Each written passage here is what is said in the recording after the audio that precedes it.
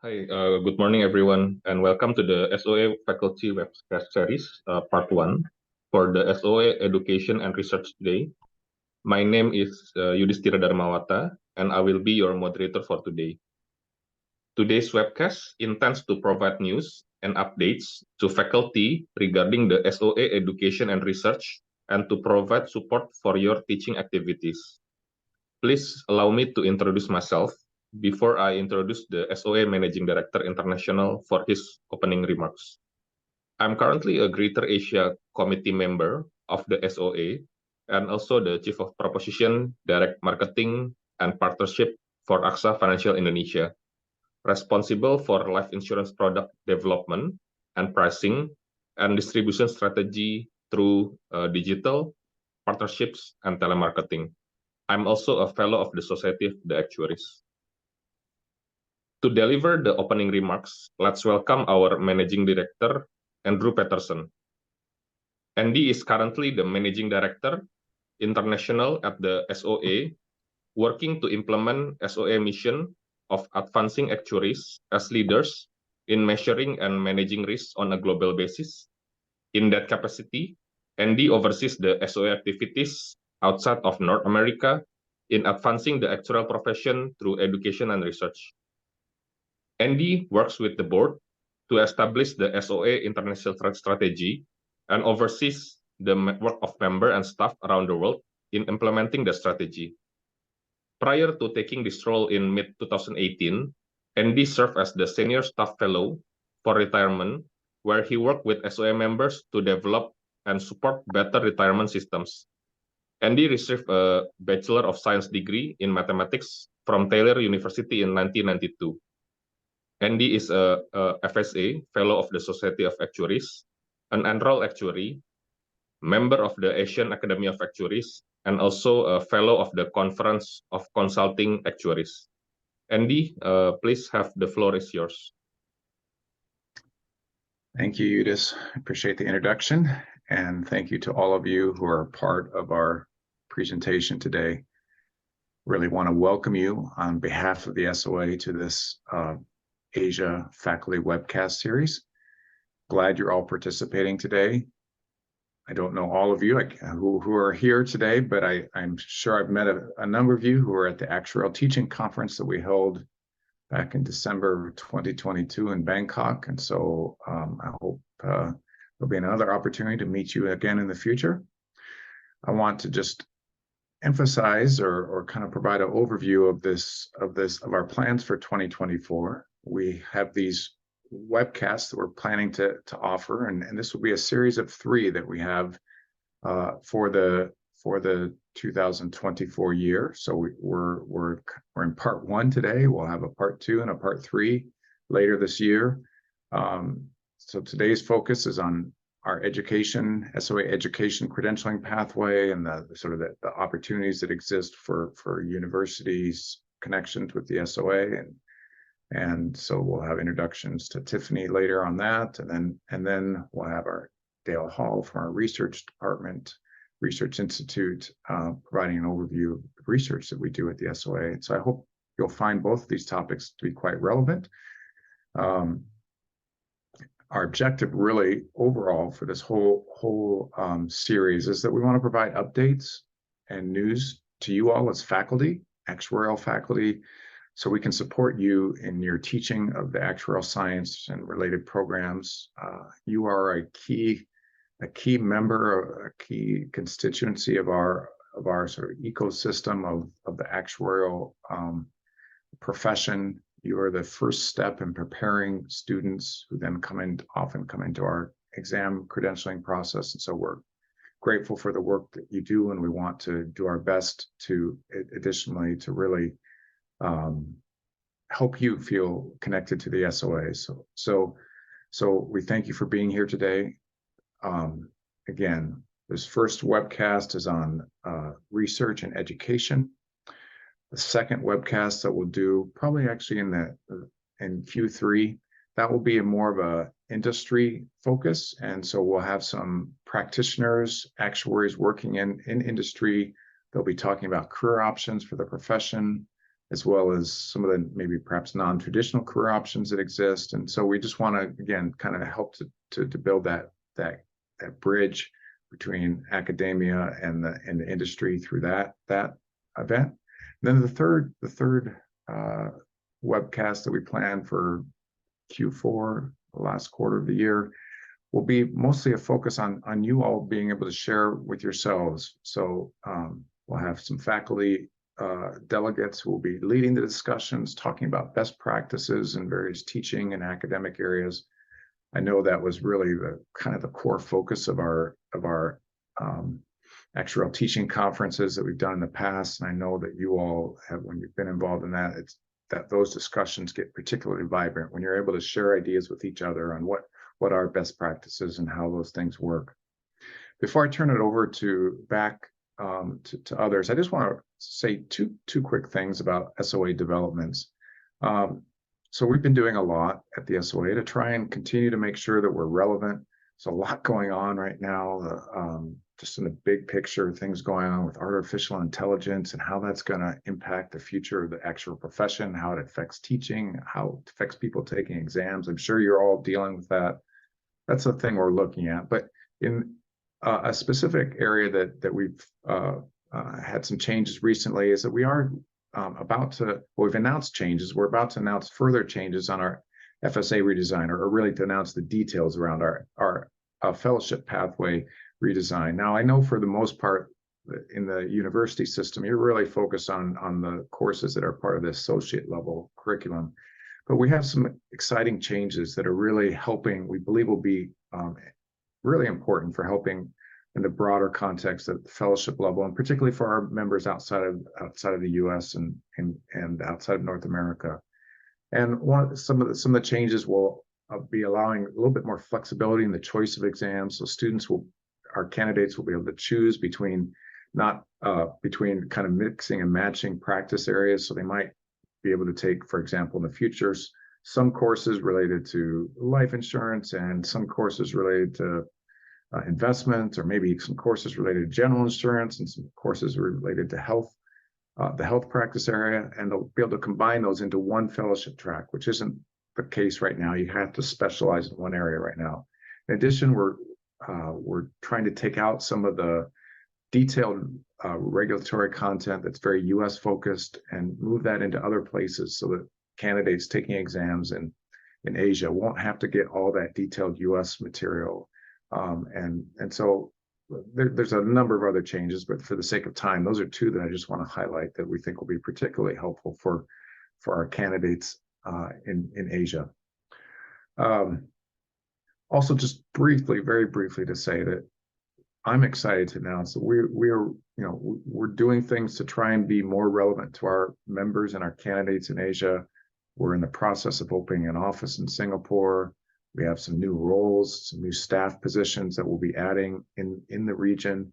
And that's all about how we could better serve members and candidates in Asia. So stay tuned for more information about that, but it's just exciting to see the growth of our team outside of the U.S. and it's exciting for me to be able to lead that team and to have work with Wai-Ling and Lucy and the staff here. So with that, I'll conclude my remarks and hope you have a great rest of this session today. Yudis, back to you. Andy. Thank you, Andy, for your opening remarks. And very glad to hear that we have further series on the faculty webcast series on the updates regarding the SOA education pathways, also the plans to be closer to the members and faculty in Asia. Thank you so much for the updates. So for the participants, we would also like to remind you that for today, you have joined in a listen-only mode. If you have any questions or you have any comments, please type it in the Q&A or the question and answer box, and make sure to hit send. This event is being recorded, and you should receive the recording between a couple of weeks. After the conclusion of the event, you will receive a short feedback survey, and we will really appreciate if you take a moment to complete it. Now, the Q&A session, it will come at the end of every session in the webcast. And for today, let's start our session. We have Tiffany Tatsumi to share information about the affiliate membership, micro-credentials offers, university collaboration, curriculum updates, and also about the education opportunities. If you can please put the profile of Tiffany. Tiffany Tatsumi has held various roles in the education department of the SOA since joining in 2014. In her current role as the manager of university programs, Tiffany oversees the success of the SOA various academic and university-related programs, including University Earned Credit, Centers of Actuarial Excellence, universities and colleagues with actuarial exams and programs, the James C. Hickman Scholar Program, and also the Actuarial Teaching Conference and their associated volunteer committees. In Tiffany's free time, Tiffany is a serial hobbyist. Her current interests including metal smithing, calligraphy, and glass engraving. Now I welcome Tiffany on the virtual stage. Floor is yours, Tiffany. Great, thank you so much. And let me go ahead and get my presentation queued up here. All right, yeah, thank you so much for the warm welcome. I was also at the Bangkok ATC in 2022, so we may have met there or in another capacity. In case you don't know me, again, my name is Tiffany Tatsumi, and I'm the manager of university programs here at the Society of Actuaries in Chicago. So I'm very happy to be here with you today to talk a little bit about the SOA education system and some updates. It's been a little while since 2022, if you can believe it. So first, I'll start with an overview of the SOA and an update to some of our member and candidate numbers. So the Society of Actuaries, or SOA, is a membership organization for actuaries dedicated to education, research, and the profession. As of year-end 2023, we had over 33,500 member actuaries and over 34,000 candidates pursuing a designation. You can see a breakdown of these numbers by region here. As you can see, most of our members and candidates are located in the United States, but I'm very encouraged to see member and candidate numbers growing across the world. Our candidates in Asia make up about 20% of our candidate count currently. I'm looking forward to seeing those numbers translate into members as they begin earning their actuarial credentials. Our programs and services are supported by staff like me, and over 4,500 actuary volunteers. We couldn't do what we do without our dedicated volunteers who support us, the profession, and future actuaries. I'd also like to update you on the number of Prometric testing centers in Asia. So Prometric is our testing vendor that administers our computer-based testing, or CBT, exams. After registering for an exam, a candidate will use their confirmation information to schedule an exam appointment at a testing location near them. So here's a list of countries included in the Asia Pacific count from the previous slide, and the number of exam centers within each of those regions. For some exams, candidates are able to receive their preliminary results immediately after they submit their exam.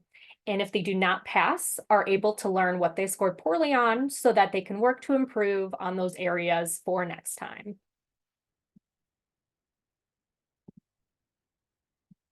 As you may be aware, we have recently undergone a set of curriculum changes and are closing out on the transition period for those changes. I'll briefly walk you through our actuarial pathway, which you're likely familiar with at this point, but still I'd like to point out some of the more recent changes, reasons behind those changes, and what to prepare for as the transition period closes. So here is our Associate of the Society of Actuaries, or ASA, pathway. An ASA has demonstrated knowledge of the fundamental concepts of techniques for modeling and managing risk. The associate has also learned the basic methods of applying those concepts and techniques to common problems involving uncertain future events, especially those with financial implications. They have also completed a professionalism course covering the professional code of conduct and the importance of adherence to recognized standards of practice.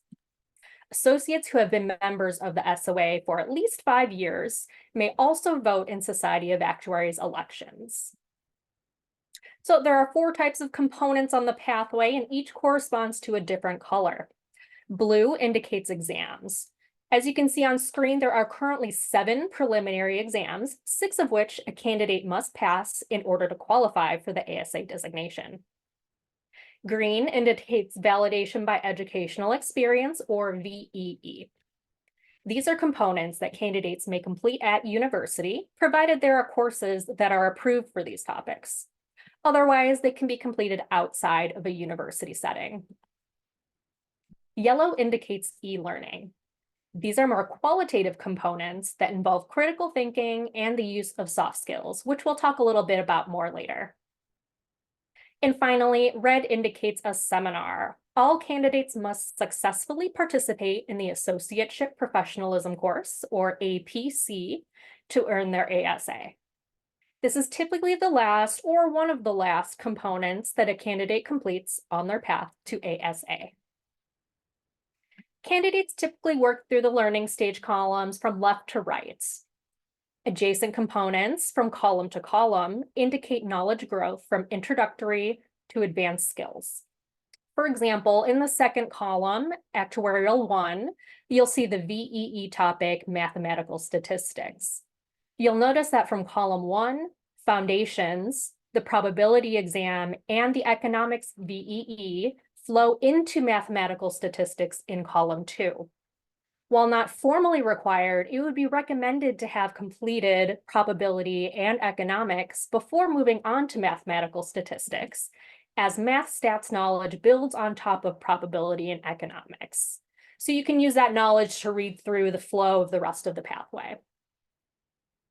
You might recall that the SOA pathway used to require candidates to study both short-term and long-term actuarial mathematics. One way that the pathway has evolved over the years has been to group together the foundational skills that support both short-term and long-term topics under one exam, Fundamentals of Actuarial Mathematics, or FAM. Candidates will then choose to continue their studies in either short-term or long-term actuarial math. A candidate's choice may be affected by their employer or anticipated future career path. That's why you'll see in column 3, Actuarial 2, the choice between advanced long-term actuarial mathematics or advanced short-term actuarial mathematics. Another major difference from pathways of years past is the inclusion of e-learning earlier on in the pathway, in columns 1 and 2. This introduces valuable training in soft skills as opposed to just exam taking.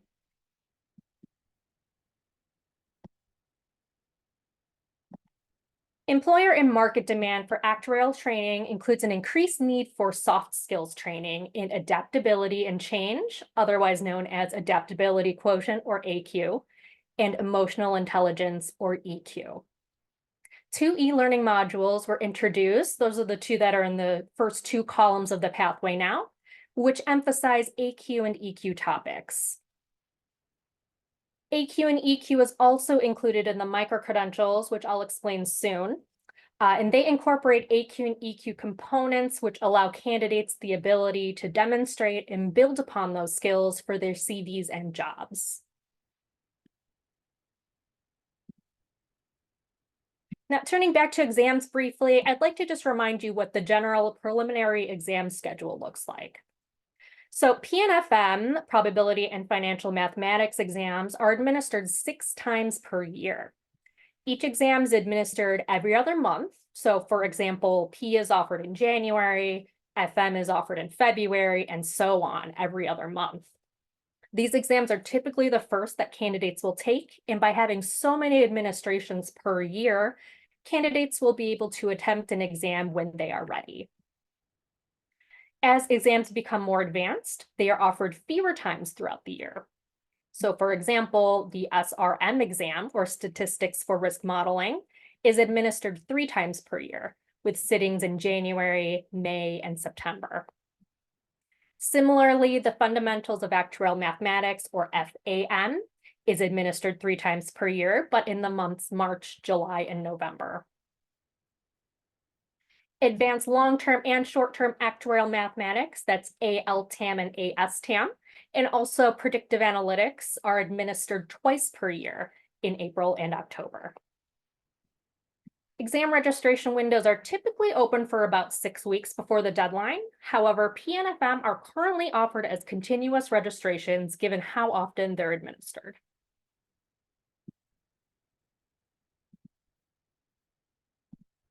As I mentioned earlier, we're still currently in a bit of a transition period between the last set of curriculum changes and our current pathway, but that transition period is coming to a close.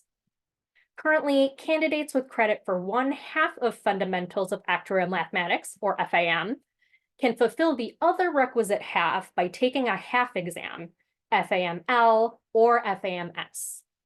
There is one final administration of each taking place this July. The registration deadline for each of those is June 11th. So if you have any students who are in this situation, I encourage you to share this information with them so that they can prepare accordingly. Before I close out in curriculum changes, I wanted to briefly talk about the FSA pathway redesign as Andy introduced at the beginning of the webcast. While again, it may not be part of your students' immediate plans for their career, as they're likely focusing on earning their ASA, it is still worth noting what they may expect as they continue on toward FSA. You may even be working toward an FSA designation of your own, so this may be helpful for you to know. With the growing global demand for actuarial talent and a slowing pipeline of actuarial candidates, the SOA is making enhancements to help meet future demand. These enhancements will improve the candidate learning experience and provide more flexibility and global relevancy in the curriculum while maintaining the rigor that has earned respect for the FSA designation worldwide. The SOA will begin offering fellowship exams up to 3 times per year. That's an increased amount from what we've offered before. Additionally, candidates will experience a faster turnaround time with regard to grading and have the option to receive detailed performance feedback if they are close to passing an exam. This feedback will help candidates understand proficiencies and areas of improvement for more focused and productive studies, increasing their chance of success taking the exam. The SOA is developing an improved syllabus and source materials that will include worked examples and practice problems. This approach will help candidates connect the material to essential learning objectives and outcomes. Candidates will have the flexibility to choose between specific courses and create a pathway that is most relevant to their career. They will be required to complete 4 technical courses, including 2 in the same subject area where one builds on the prior course. The decision-making and communication, otherwise known as DMAC course, and the fellowship admissions course, FAC, round out the candidate's FSA pathway.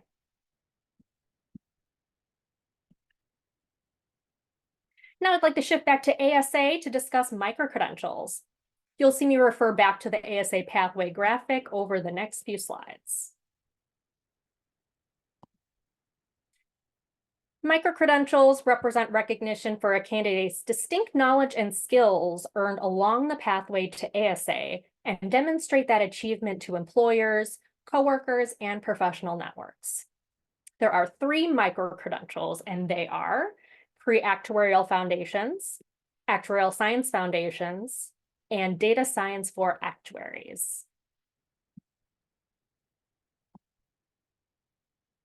A candidate will earn the pre-actuarial foundations micro-credential by completing the following components on the ASA pathway. That's in the first column marked foundations. So both exams P and FM, the economics and accounting and finance VEE topics, and the e-learning pre-actuarial foundations modules. So you'll see that it's not just one type of component that will earn you this micro-credential. You're actually getting 3 types: exams, VEE, and that e-learning. A candidate will earn the Actuarial Science Foundations microcredential by completing the Foundations column, as we previously discussed under the Pre-Actuarial Foundations microcredential, plus a couple more exams, a VEE topic, and another e-learning topic. So you'll get that Fundamentals of Actuarial Mathematics, FAM, and Statistics for Risk Modeling, SRM exam under your belt. The final VEE topic, Mathematical Statistics, and that second added e-learning topic, Actuarial Science Foundations module. So those are the two that were recently added to the ASA pathway.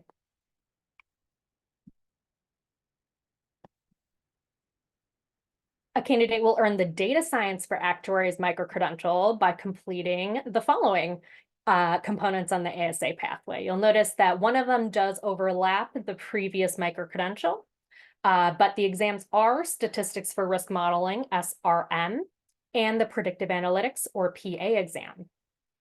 You'll also see the e-learning topic, advanced topics, and predictive analytics modules. So you'll see that this doesn't necessarily rely on the first two microcredentials, but it does overlap somewhat with the SRM exam.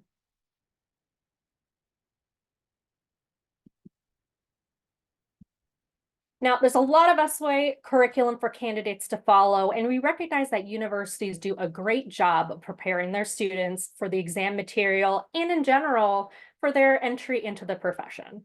So here I'll speak a little bit on VEE, UCAP, CAE, and UEC, and what exactly all of those acronyms stand for. So as we've seen on the ASA pathway graphic, there are 3 VEE topics. That's economics, accounting and finance, and mathematical statistics.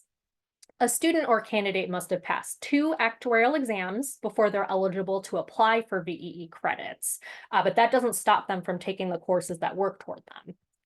There's also a fee to apply for VEE credit, but there is no deadline to apply for that credit, which means that a student doesn't need to apply for VEE directly after passing a VEE course at university.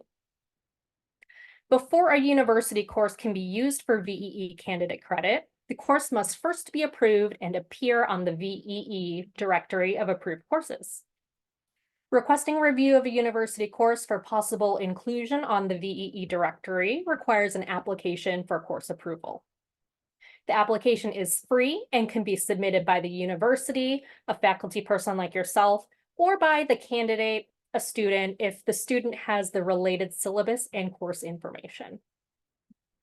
The application and syllabus curriculum information is reviewed by the VEE committee, and if approved, the course will be listed on the VEE directory under the VEE topic area it covers. An approved date range and required score will also be provided on the VEE directory.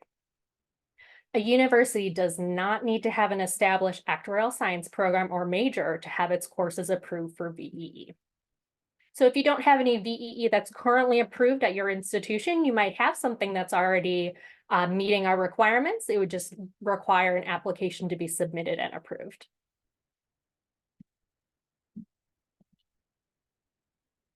After submitting an application, we would advise that applicants check their inboxes to ensure that they receive a confirmation email and to retain that confirmation email receipt in case there's any questions that come up. It can take up to 10 weeks for an application to be reviewed, or longer if there's some missing information. So please don't worry if you do not receive a response during that time. However, if you don't receive a response after generally 10 weeks, we would advise that you do contact our VEE administrator at vee@soa.org, including evidence of your application confirmation email, that receipt, to ask for a status update. So to talk a little bit about that process, VEE applications are received by the SOA. However, the materials that you submit along with it are evaluated by an external reviewer. So if your application is incomplete or missing information, processing times may be a little bit longer. When a course is approved, it will appear on the VEE directory, which is public and can be accessed by anybody on the SOA website.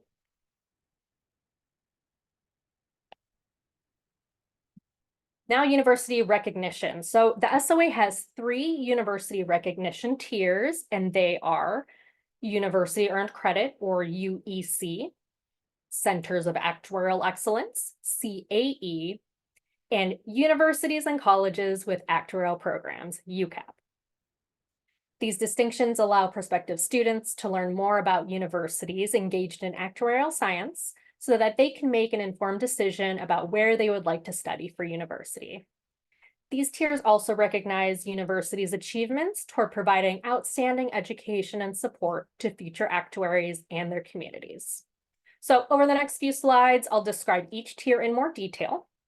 First, we'll start with UEC. So again, the University Earned Credit, or UEC, program is the highest tier of university recognition that the SOA offers. It allows university students the opportunity to earn credit for SOA exams by attaining a required score on university coursework at Centers of Actuarial Excellence, again, CAE. Participating in a UEC-approved course doesn't necessarily guarantee that a student will earn UEC credit. Students must achieve a minimum required score in each approved course to earn credit for the corresponding SOA exam. A comprehensive evaluation process ensures that UEC-approved courses and exams meet the high standards for the program. This includes having held CAE status for at least 2 years, close vetting of course syllabi and exams, working closely with an assigned external examiner before, during, and after each approved course each semester, and hosting the SOA for a site visit every 3 years. The university's curriculum must cover at least 85% of the SOA's exam curriculum to be approved for that exam. There are also limits to the number of courses that can be used to contribute to that coverage. At least 80% of the grading points for each course must be based on in-person proctored exams, with at least 50% of grading points based on a comprehensive final exam. As mentioned, an external examiner is assigned to each UEC university to oversee the administration of courses, exams, protocols, and procedures. The external examiner and an assigned university accreditation actuary must be in continuous contact with the SOA so that we can ensure that proper level of quality is maintained. There are currently 18 CAE universities that are approved to administer UEC, and we currently hold 1 UEC application cycle per year.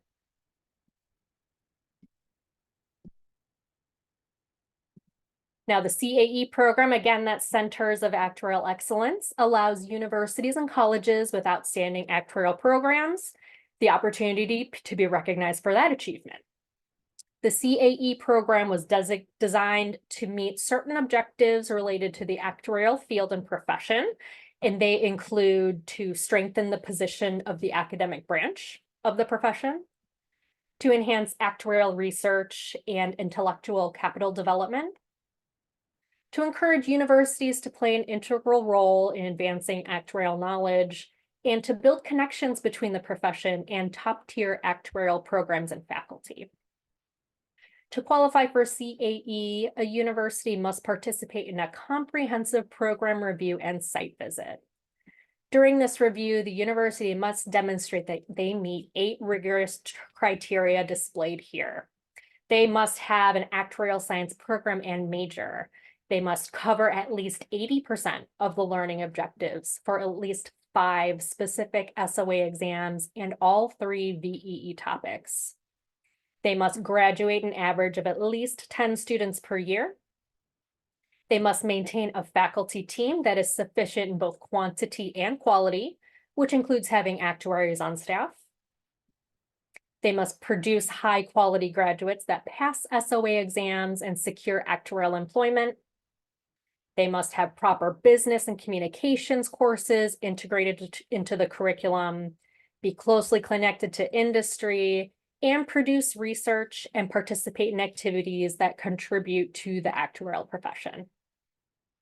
CAEs are subject to a review and site visit every 5 years, and annual reports during each year in between to ensure that our standards are maintained.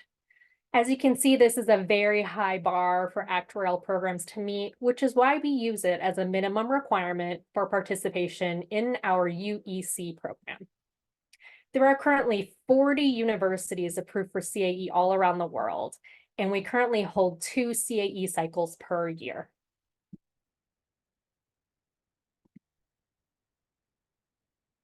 Now, the universities and colleges with actuarial programs, or UCAP program, looks exclusively at curriculum. UCAP universities do not need to have an official or formal program to qualify or meet other criteria as described for UEC or CAE. The application process considers individual course syllabi and compares them to SOA learning objectives to ensure that most topics are covered. We also do consider VEE. There are 2 tiers of UCAP. The UCAP Advanced Curriculum, or UCAP AC tier, requires coverage of at least 4 SOA exams, with at least one of those being Advanced LTAM or Advanced STAM, and approved courses for all 3 VEE topics. The UCAP Introductory Curriculum, or UCAP IC, requires coverage of at least 2 SOA exams and approved courses for at least 1 VEE topic area. There are currently 294 universities approved for UCAP. Of this total, there are 102 UCAP AC and 192 UCAP IC universities. We accept UCAP applications on a rolling basis and have dedicated staff to assist with the application process. The information provided for the schools on the UCAP list has undergone some review by the SOA, but should be verified by the student considering the program. And definitely, if you are part of a UCAP program, we would recommend that you do review your UCAP profile from time to time, just to ensure that all the information that is posted is accurate. Now back to the application. The UCAP application is simple and can be submitted online at your own pace. The brief application form will ask for your university's general details and contact information, along with what level of courses your university administers, for example, graduate or master's level, what VEE topics your university covers, or what you think it might cover. As I mentioned, there may be some courses at your university that cover VEE, but they may not be under your area. They may be in, maybe the program next door. What SOA exam learning objectives are covered and by which courses, and the syllabi for any courses identified. That allows us to look into what is actually being taught to make sure that all of the topics under the exams that we need to be taught are taught. For assistance with the UCAP application process, you can send an email to ucap@soa.org, and we're more than happy to help you with an application.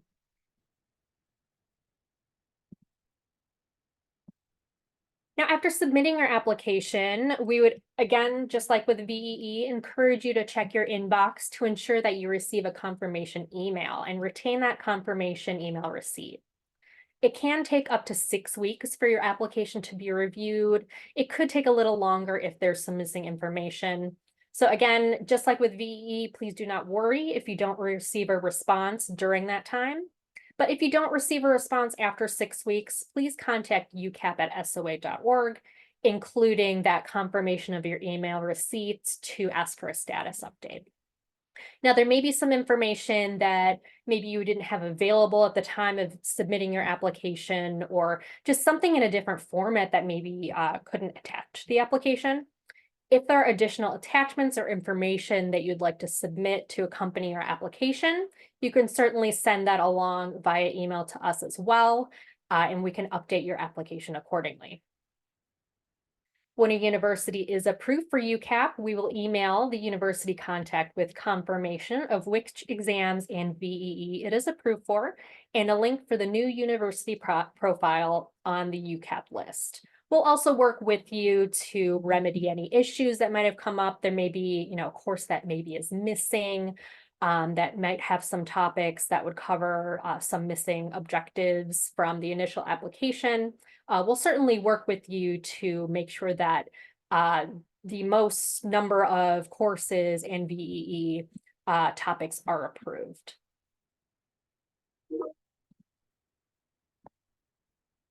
If your university is already approved for UCAP, you can contact ucap@soa.org to request updates to your university profile. It's the university contact person's responsibility to ensure that information on the university profile is up to date. Any updates to contact information, actuarial program information, and VEE and exam coverage should be described in an email, again, to ucap@soa.org so that we can make those changes. There's no need to submit a new UCAP application. If you're already approved for UCAP, we can just handle this over email. And just a note that updates to the VEE directory that you may be making separately with the VEE administrator are not automatically updated on your UCAP profile. So it's definitely important to, as you're going through and ensuring your VEE is up to date, that your UCAP profile is also up to date. Now, there are certain benefits that are available to UCAP AC universities and also to CAE each year, and they include reimbursement of exam fees for 3 students per year. And so the exams that are covered under that benefit are FAM, SRM, ALTAM, and ASTAM.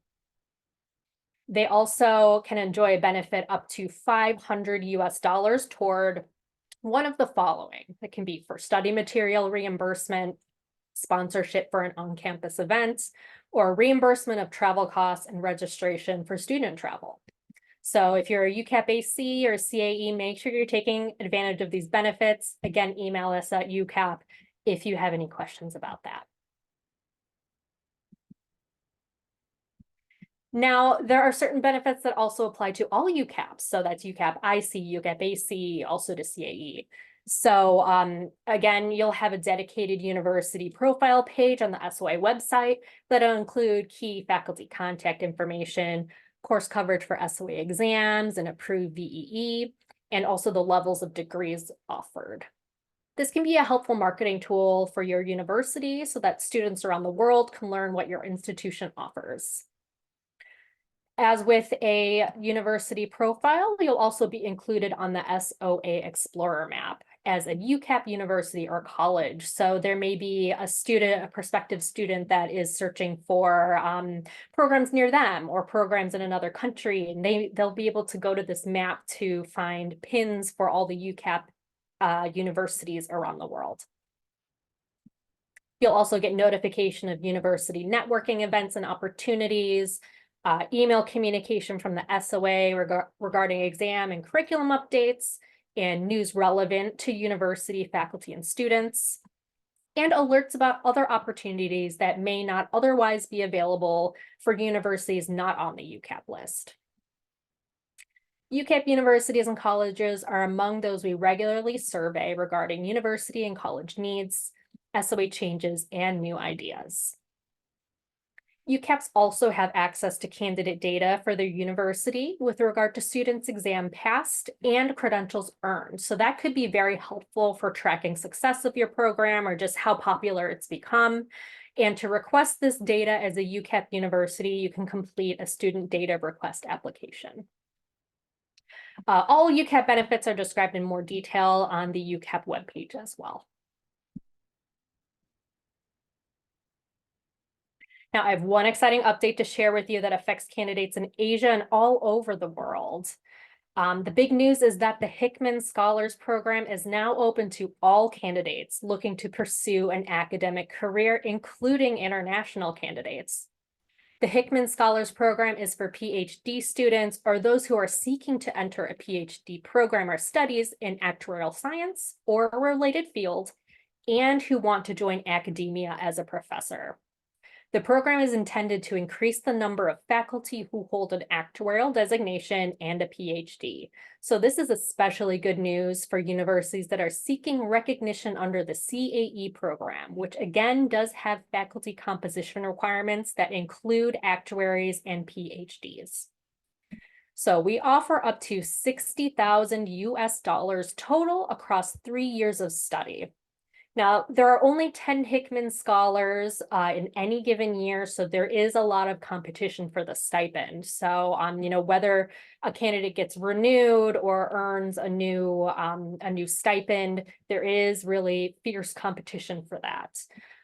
So definitely, if you have any students that are interested or may be interested in becoming university faculty, teaching actuarial science, kind of becoming part of the profession themselves in this other way, encourage them to apply. We open a new Hickman cycle toward the end of each calendar year, so around November. And you'll see some notifications coming out about that around then. So please be on the lookout for our next announcements. And again, encourage your interested students to apply. Now, I wanted to conclude by talking a little bit about resources open to university faculty and students. So a few university resources I want you to be aware of include the University Program Resource Guide, which details what the SOA believes makes a strong actuarial program. This document provides advice about curriculum and support towards goals like achieving CAE for your institution. It also does link out to other benefits for students and faculty alike. If you're seeking to recruit new faculty to your program, we do offer fee waivers for academic postings on the SOA Job Center, which is typically used to post actuarial jobs. We have an application form that you can fill out that will provide you with a waiver code, just basically ensuring that it is an academic related position that you'd be posting. I would also encourage you, if you're not already part of it, to join the SOA faculty community, which I'll explain a bit more on the next slide. So university faculty members and staff are encouraged to become members of the SOA faculty community on the SOA Engage platform. So this will allow for online networking among educators like yourself. And we also post news and events directly to that page. So it's another way to keep in touch with us. So to request access, please complete the SOA faculty community application. And again, some things that you'll be offered with this faculty community. You'll stay connected with the SOA and other educators from around the world. It's an online discussion forum created exclusively for university and college professors and other faculty involved with actuarial science. So it is a closed community. Again, there is the application to join, so you can be ensured that all the other community members are faculty like yourself.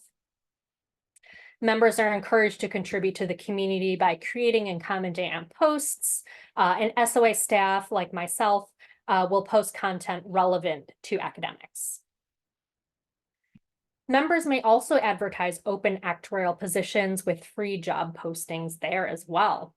You can also direct message with other members of the community, so that kind of eliminates the need to know someone's email address. Sometimes faculty will change institutions, or maybe it's just a little tough to keep track of, but we do have a direct messaging system on there as well.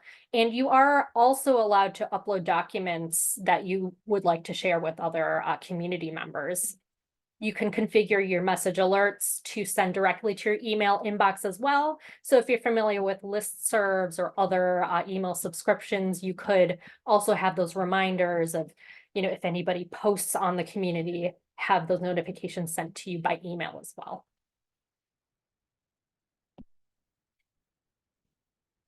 There are also benefits for academics, which we consider university faculty and PhD students. So they include fee reimbursements for SOA exams, reimbursement of expenses for travel to approved meetings, and partial waiver of meeting fees for SOA meetings.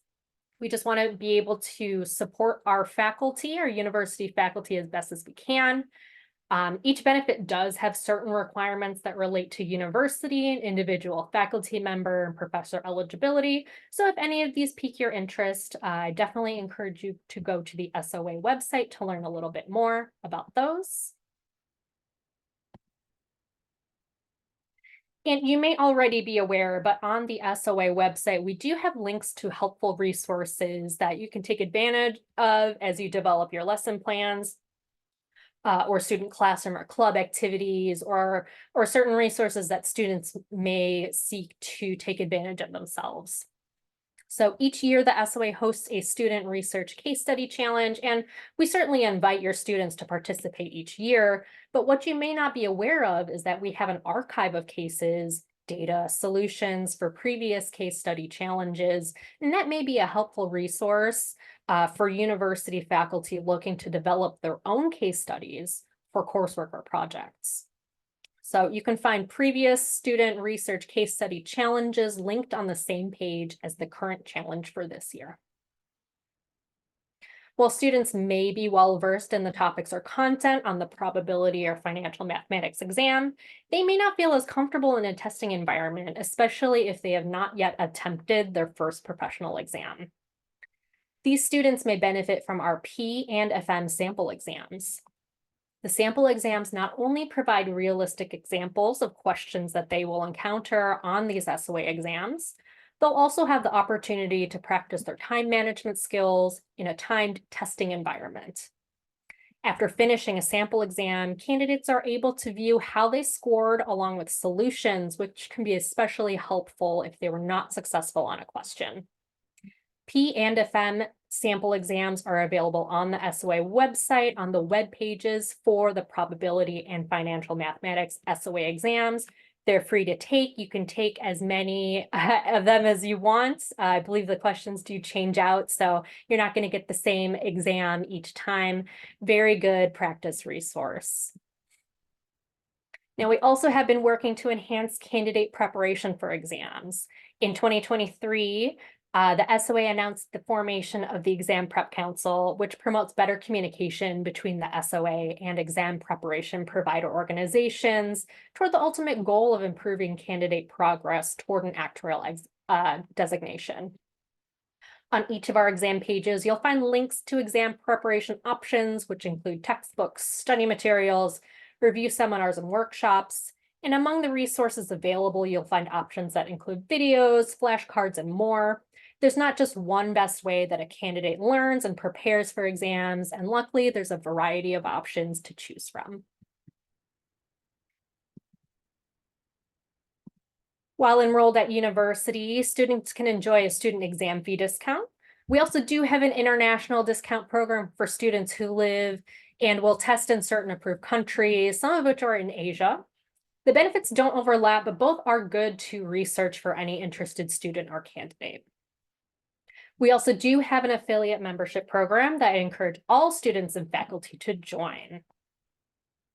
So the free affiliate membership is open to anyone with an interest in the actuarial profession. There are lots of resources available, including live online events, video recordings, access to online courses. The affiliate membership also offers networking opportunities with other affiliate members and also mentors. Whether someone is already on the ASA pathway or is just beginning to think about a career in actuarial science, the affiliate membership will provide good support and resources. So be sure to check that out and to sign up if you're not already a member. Now, I've mentioned a variety of programs. We also have a variety of email addresses under our university programs umbrella that you can contact about specific programs and general inquiries. I encourage you to get in contact with one of these or directly to me if you'd like to chat more about anything that I've discussed today. With that, I'd like to open up the opportunity to ask any questions that you might have. Thank you for bearing with me for all of this information that I've shared with you, and I'm happy to go through and answer some questions. Thank you so much for the comprehensive updates on the SOA education, Tiffany. Just reminder to the audience, if you have any questions, you can put your question in the Q&A box, and I will read your questions. Just to recap also, thank you, Tiffany. There's a few things I pick up from your presentation that is very interesting, which is the University Collab on VEE, UCAP, CAE, and the UEC. And there's a lot of benefits, in particular for the UCAP, I believe. And there's a very great news about the Hickman Scholarship, in particular for PhD, especially teaching actuaries and academia. And there's a lot of resources available for the community, and also there's a lot of benefits for faculty members and PhD students. We have the first question in the Q&A. So regarding with the UCAP tie-up, what is the first step to applying or for a university to be a part of the UCAP program? Yeah, that's a great question. And, there's not necessarily one best way to approach a UCAP application. We certainly welcome, even if someone's unsure about whether they have all of the information they need, or, just unsure if they might qualify, we welcome you to send us an email or even to submit an initial application. Generally, if someone wants to plan things out, a good starting place would be to look at the VEE directory. That is something on the SOA website that you can access and look at the VEE coverage for any university around the world, actually. And so you can kind of check to see what your university might be covered already with under VEE. You might think toward, communicating with some colleagues about what courses might cover. I would probably say aim for maybe the probability and financial mathematics exams as a starting point, and really reviewing those syllabi, those SOA curriculum syllabi that are on the SOA website to kind of compare how those topics might be covered in your own curriculum. And, you can submit an application with whatever you have, and we'll work with you. As I mentioned, you have the opportunity to submit additional information over email, or even just follow up saying, hey, I submitted an application. I'm not sure if there's any additional information you need, kind of opening up some dialogue there. We're happy to work with you. So kind of in conclusion, there's no one best way to get started. But looking at VEE, just kind of gathering some information about, what you think might be covered, and starting a discussion with us, I think would be a good starting point. Thank you, Tiffany. And regarding to the UCAP, is there any way that we can support students to help to pass exams? Yeah, so I think with regard to that, I mean, some of the resources that I mentioned earlier, especially the P and FM sample exams, I think those are great tools to kind of introduce students to.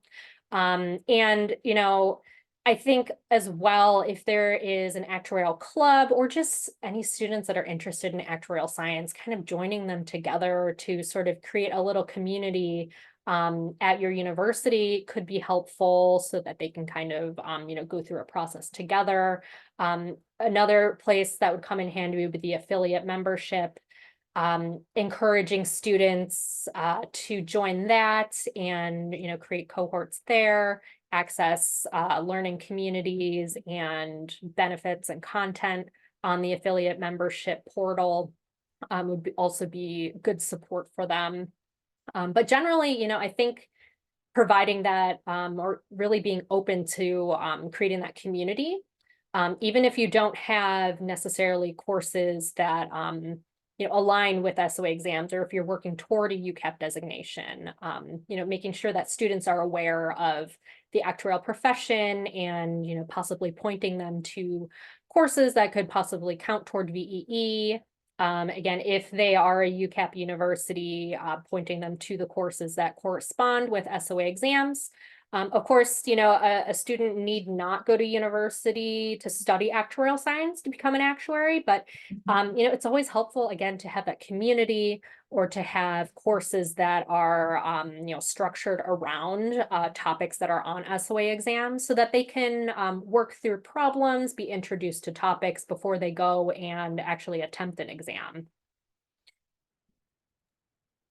Thank you. And for the students, you mentioned about how the university can help the students to pass the exam. But from the students' point of view themselves, what should they be aiming to complete as part of the SOA pathways before the students actually graduate from the university.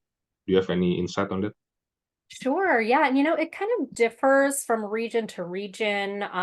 So it would be worth maybe getting in touch with an actuary that is living or working in your region to see, a more accurate view of what it might be. But generally, we hope to see, and we've talked to many students and university faculty, and generally we like to see a student having graduated with maybe 1 or 2 exams, having that exam experience under their belts, some VEE if possible.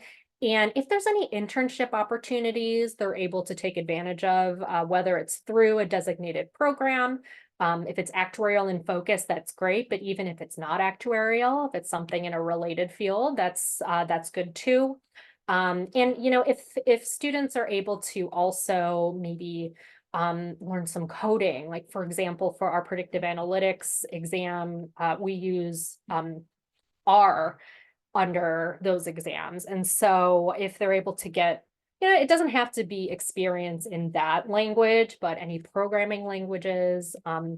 Also, as there's been more of an emphasis on AQ and EQ, if they're able to, whether it's actuarial related or not, participate in some activities or courses that will help with their communication skills and some of those softer skills that I mentioned earlier. That'll help to build out a well-rounded graduate that, has an actuarial focus and is ready to kind of take on their first actuarial position. So as far as the pathway goes, if they're able to complete an exam or 2, possibly some VEE, but then these other experiences like internships and communication skills building activities like that as well. Thanks, Tiffany. I have another question. Are there SOA resources that can be used in the university curriculum? And in particular, how can we have this session every quarter, the plan is like that, but how can the university faculty members or student can get regular updates that may be affecting them on the day-to-day basis? Yeah. So as far as getting regular updates, I think, for students to join the affiliate membership, as I mentioned earlier, that's a great way to even just stay connected with our updates that we push out to students, to anybody interested in the actuarial profession.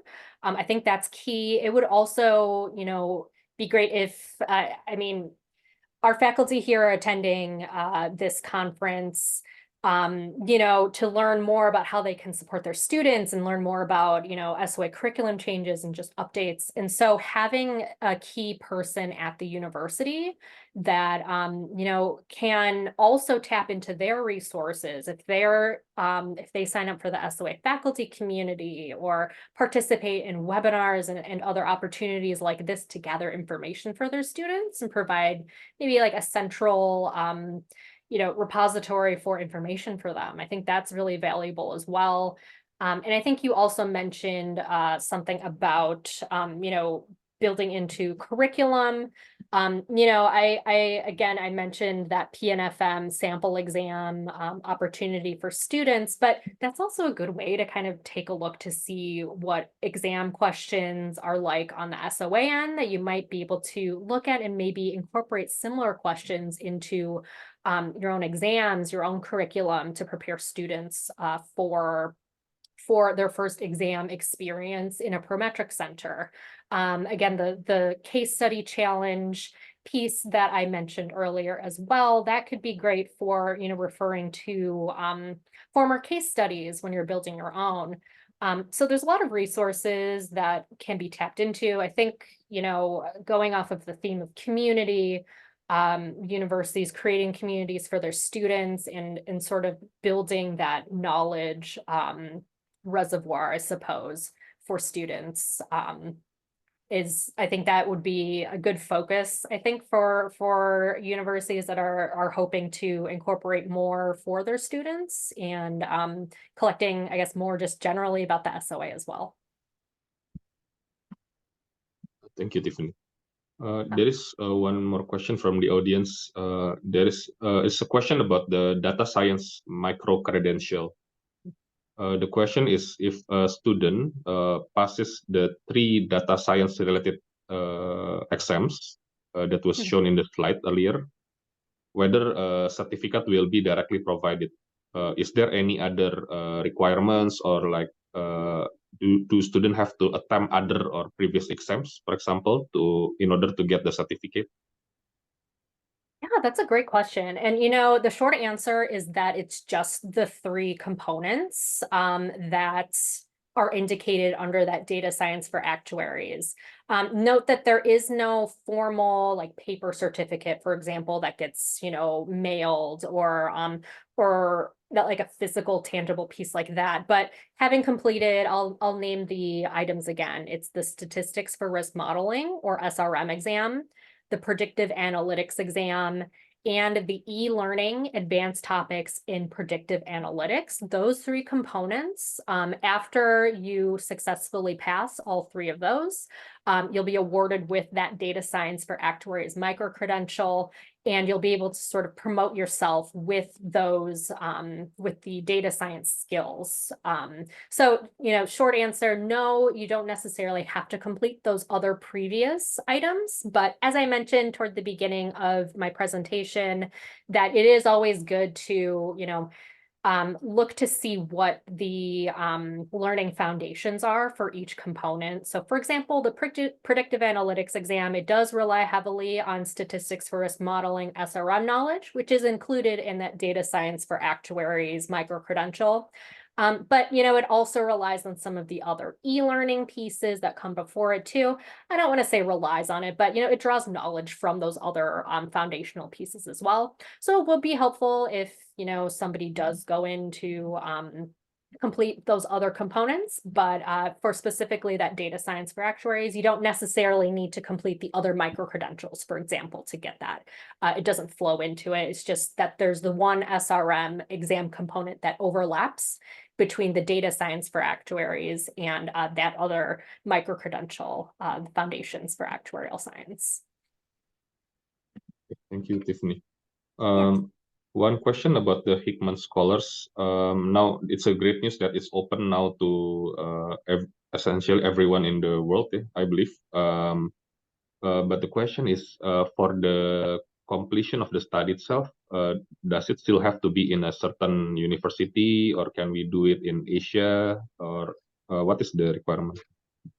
Yeah, so the good news is there's really no university requirements necessarily. So, I mean, what we do look for is that the student is either enrolled in a PhD program, or they are planning to enroll in a PhD program. Because what we do is we award the Hickman Scholar Stipend.